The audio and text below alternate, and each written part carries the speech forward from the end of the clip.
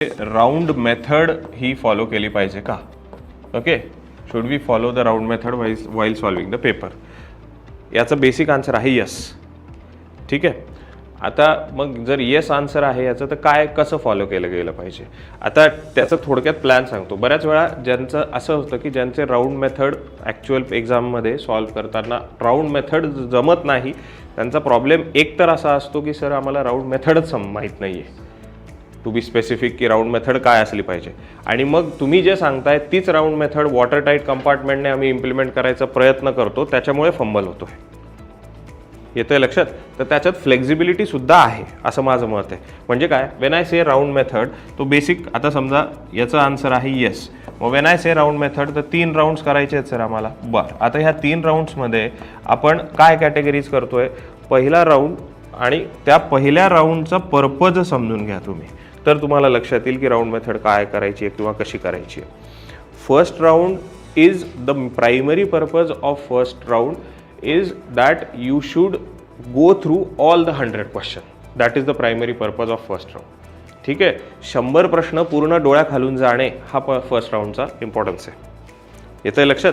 मग 100 प्रश्न डोळ्याखालून जात असताना काही प्रश्न डोळ्याखालून जाणे म्हणजे नुसते रफली वाचत बसणे असं नाही आहे. डोळ्याखालून जाणे याचा अर्थ की काही प्रश्नांमध्ये मी काय करेल की मी जे जमत आहेत ते टिक करेल, पण ते टिक करताना पण जेव्हा समजा क्वेश्चन नंबर 1 बघितला, मी क्वेश्चन नंबर 2 बघितला, ठीक आहे, 1 बघितला, 1 मध्ये मला बी आणि सी मध्ये कन्फ्युजन आहे, ए आणि डी मी एलिमिनेट केलंय. ओके, मी हे 2 मी तिथे सोडून पुढे गेलो, तिथेच त्याचा विचार करत बसू नका.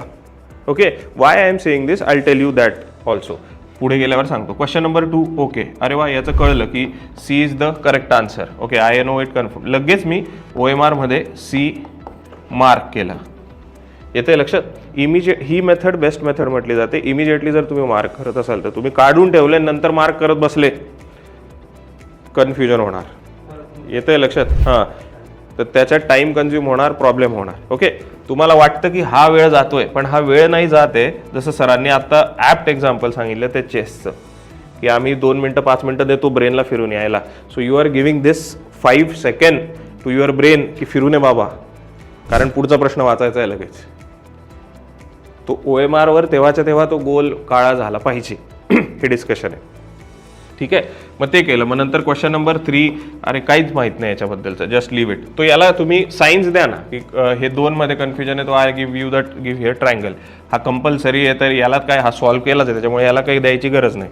हा तिसरा काहीच माहित नाही आहे, तो याला मी सर्कल देतो की 0 आहे, हा याच्याबद्दल काहीच माहित नाही. सो दिस, हे थोडंसं तुम्हाला स्कूलिश किंवा बालिश वाटत असेल, पण दिस इज द ॲप्रोप्रिएट मेथड आणि ही प्रॅक्टिस लागणार आहे याला. सो असं करत गेलो आणि असं करत करत मग 100 प्रश्न बघून झाले. ओके, आता मग दिस इज युअर फर्स्ट राऊंड. हा फर्स्ट राऊंड मग किती वेळात झाला पाहिजे? 100 प्रश्न मग सर 40 मिनिटात झालं पाहिजे का? कोणाचं 40 मिनिटात होईल, कोणाचं मग 50 मिनिटात झालं पाहिजे का, कोणाचं 60 मिनिटात झालं पाहिजे का, कोणाचं 70 मिनिटात झालं पाहिजे का? दिस व्हॅरीज. ओके, जसं जसं तुमचं काय प्रॅक्टिस होत जाईल राऊंड मेथडची, तसा तो वेळ व्हॅरी होत जाईल तुमचा. ठीक आहे, 40 to 70 रेंज असू शकते तुमची, काहीच प्रॉब्लेम नाही फर्स्ट राऊंडला. येते लक्षात? तो आउट ऑफ 120 मिनिट्स, 120 मिनिट्स आहेत ना तुमच्याकडे, आउट ऑफ 120 मिनिट्स 70 मिनिट. आणि ऑब्विसली जितका वेळ तुम्ही इथे जास्त देताय तितका वेळ तुमचा सेकंड राऊंडला कमी होतो. हे तर सिम्पल आहे, लॉजिकल आहे, राईट? मग सेकंड राऊंडला if you are spending 40 minutes, तर इथे सेकंड राऊंडला पण तुम्ही 50 to 60 मिनिट्सपर्यंत देऊ शकतात, काहीच प्रॉब्लेम नाही. ठीक आहे, थर्ड राऊंडला हार्डली तुमचे 10 मिनिटंही असले जास्तीत जास्त तरी चालणार आहे आपल्याला.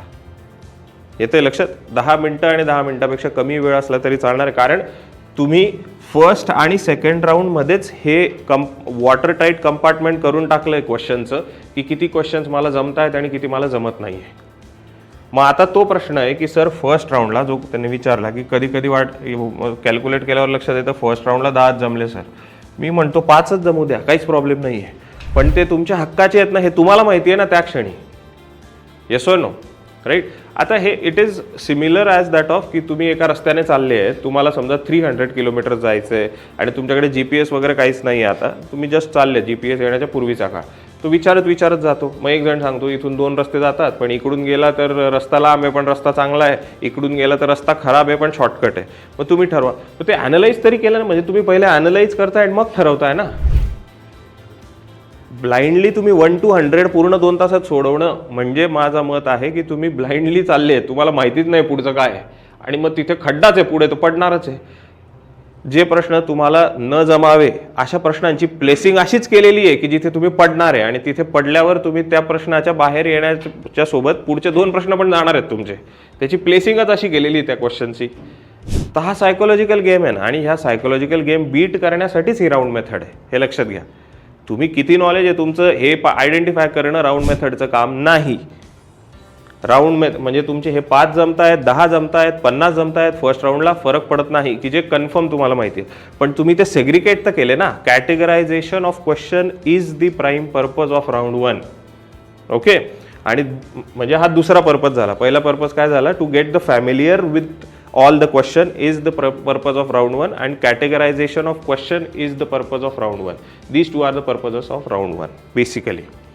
हे झाल्यानंतर मग राऊंड 2 उरतो. मग आता राऊंड 2 चा बेनिफिट काय, परत तो राऊंड 1 चाच इन अ वे बेनिफिट आहे पण तो 2 मध्ये आहे. कसा, आता हा क्वेश्चन नंबर 1 पूर्ण 100 प्रश्न बघून झाले, संपला तुमचा राऊंड 1 50-60 मिनिटात जे काय असेल ते, आणि मग परत तुम्ही क्वेश्चन नंबर 1 वर आले. तो नाव यू नो की बी आणि सी मध्ये कन्फ्युजन आहे. जेव्हा हा प्रश्न फ्रेश तुम्ही बघत होता तेव्हा तुमच्याकडे 4 ऑप्शन होते.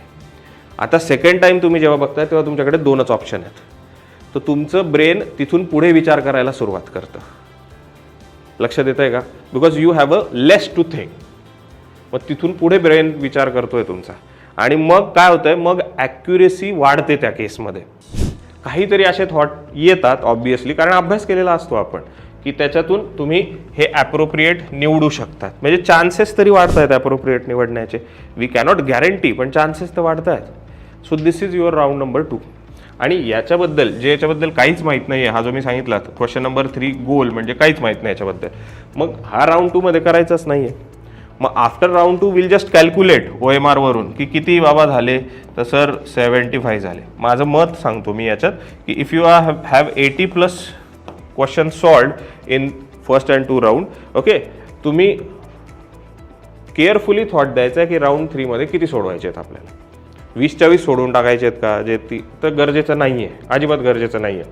5-10 रिस्क घेऊ शकता तुम्ही. सो रिस्क किती घ्यायची आहे हे पण तुम्ही कॅल्क्युलेटच करतायत, म्हणजे you are taking a calculated risk. कारण बाहेर आल्यावर परत एक लक्षात घ्या, जेव्हा त्या एक्झामिनेशन हॉलमधून बाहेर येत आहेत तेव्हा तुमच्याकडे रिझन असलं पाहिजे की Y you have mark this answer. काहीतरी तर रिझन सांगता आलं पाहिजे. जितके प्रश्न तुम्ही मार्क केलेले आहेत OMR मध्ये प्रत्येकाचं रिझन असलं पाहिजे तुमच्याकडे. That is the approach of becoming an IAS officer. Simple आहे ना. रँडमली काहीतरी करून यायचंय म्हणून करून यायचंय तर ती परीक्षाच नाही आहे. हे कधी समजेल आपल्याला. येते लक्षात? हां, तुमचा आता इथे अटेम्प्टच 2 राऊंड केल्यावर तुमचा अटेम्प्ट तुम्हाला वाटलं की सर अटेम्प्टच 65 आहे हो, मग आता तर जे काही उरलेले आहेत काहीतरी तर थोडंसं रिस्क घ्यावं लागेल. पण अटेम्प्ट 65 आहे तर तुमच्याकडे आता 2-3 ऑप्शन्स आहेत. राहू दे ना, 5 मिनटं का बाकी असे ना शेवटचे, पण तुम्हाला मोजले, तुम्ही कळलं की अटेम्प्ट 65 झाला आहे. पण पहिला थॉट तर तुम्हाला हा द्यायचा की ओके अटेम्प्ट 65 म्हणजे पेपर थोडासा टफ लेवलला आहे, बरोबर. कारण माझा अभ्यास व्यवस्थित आहे हे स्वतःला सांगावं लागेल. माझा अभ्यास व्यवस्थित आहे तर जर अटेम्प्ट माझा 65 होतोय तर कदाचित टफ लेवलला थोडासा पेपर आहे. मग आता नाव आय हॅव टू डिसाईड की हा 65 वरून जे उरलेले आहेत 30-35 क्वेश्चन्स, तर मग ते मी 20 सोडवू का, म्हणजे 65चा 85 नेऊ का, काहीतरी जुगाड लावून काहीतरी ऐकलंय त्याच्यामुळे लिहून आलो वगैरे, असं काय करू, जे अननोन क्वेश्चन आहेत त्यांच्यासाठी कमी रिस्क घेऊ आणि ॲक्युरसीवर फोकस करू, 10च सोडवू आणि 75 will be my final attempt. हे ठरवताय ना तुम्ही, तर 1 मिनटं घ्या त्या डिसिजन मेकिंगला. चालतंय की काहीच अडचण नाही आहे. दिस इज दी रूल. त्याच्यासाठी हे राऊंड मेथड्स आहे. ओके. मग आता हे सगळं इम्प्लिमेंट करायला समजा आजपर्यंत तुम्ही केलं नाही, अजूनही 2-3 महिने आहेत आपल्याला, काय जितका वेळ असेल तितका, तर तुम्हाला एक्झॅक्टली समजा सर ओके हे सांगितलं तुम्ही, हे पटलं मला, सगळं कळलं का राऊंड कसं करायचे आहेत बेसिकली, मला पटलं सर, आणि तुम्ही आता नेक्स्ट संडेच्या टेस्टला इम्प्लिमेंट करायचा प्रयत्न केला. तुम्ही आत्ता मागच्या संडेपर्यंत तुमची मेथड होती 1 to 100 सगळे प्रश्न बघायचे, आणि त्याच्याने म्हणजे तुमची जी काय XYZ मेथड असेल त्याच्याने तुम्हाला मार्क्स येत होते 70 मार्क्स म्हणतोय बरं का मी. ओके. 70 मार्क्स ॲव्हरेज होता तुमच्या मागच्या 10 टेस्टचा, आणि आता असं लक्षात आलं की राऊंड मेथड करायला घेतली सर, तुम्ही सांगितलं ते पटलं तर खरं, पण ते इम्प्लिमेंट करायला गेलो पहिले तर 100% नाही झालं इम्प्लिमेंट.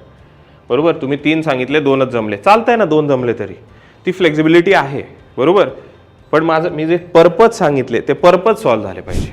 येतं लक्षात, तो ती फ्लेक्झिबिलिटी आहे. पण 2च जमले सर राव, हरकत नाही. मग सर ओके 2 तर जमले, पण तू स्कोअर बघितला तर सर मार्क तर 50 आले हो सर. बरोबर, मग तर कशी लागते तुमची राऊंड मेथड? पहिल्या त्याच्यात कशी लागेल? 3 टेस्ट द्याव्या लागतील त्या राऊंड मेथडनेच, तर तो ॲव्हरेज, आणि त्या 3 टेस्टचा ॲव्हरेज काढायचा. तिसऱ्या टेस्टला कदाचित तो जमेल. मग इट इज लाईक की मी तुम्हाला गाडी कशी चालवायची हे सांगितलं आणि तुम्हाला सगळं व्यवस्थित कळलं, यूट्यूबचे ट्युटोरियल वगैरे सगळे बघितले आणि गाडीवर बसले आणि गिअरच टाकता आलं नाही, मग जाऊ दे यूट्यूबच बकवास आहे. ते आहेच बकवास, पण मग तुझी मेथडच चुकीची आहे. तू प्रॅक्टिस तर कर. बरोबर, राईट. तू प्रॅक्टिस न करता तू म्हणतो पहिल्याच याच्यात जमलं पाहिजे, तर हे पण चुकीचं आहे ना. सो 3-4 टेस्ट नंतर ते राऊंड मेथडचा इसेन्स तुम्हाला कळेल. त्याच्यामुळे तुम्ही पण पहिल्या टेस्टवरून कन्क्लूड करू नका. राऊंड मेथडचं तुमचं जजमेंट हे पहिल्या टेस्टवरून नका डिराईव्ह करू. किमान 3 टेस्ट तरी दिल्या पाहिजे राऊंड मेथड अप्लाय करून, असं माझं मत आहे.